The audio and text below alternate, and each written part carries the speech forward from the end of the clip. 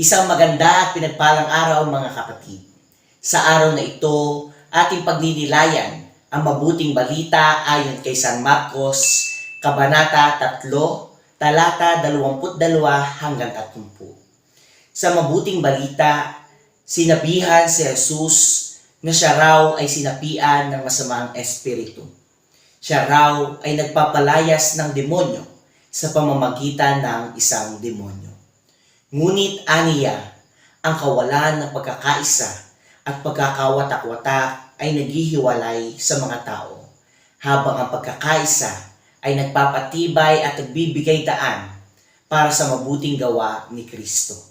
Ang sinumang tao, sambayanan at samahan na nahahati at nawawala ng pagkakaisa ay di uunlad at mananatili. Sapagkat sa pagkakaisa ay kasama natin ang Panginoon sa kanyang mabuting gawa, aral at pag-asa. Kung kaya't gawin natin itong sentro, si Kristo ng pagkakaisa at sa tulong at gabay, patnubay ng banal na Espiritu, tayo ay magiging buo. Mapagtitibay ang samahan, maipapalaganap ang mabuting gawa at aral ng ating Ama. Dahilan na ang Ama ang nagsugo sa banal na Espiritu upang tayo ay gabayan at ipaalaala na ang mabuting gawa at aral ni Kristo. Ito ay ating masasaksihan sa panahon ngayon.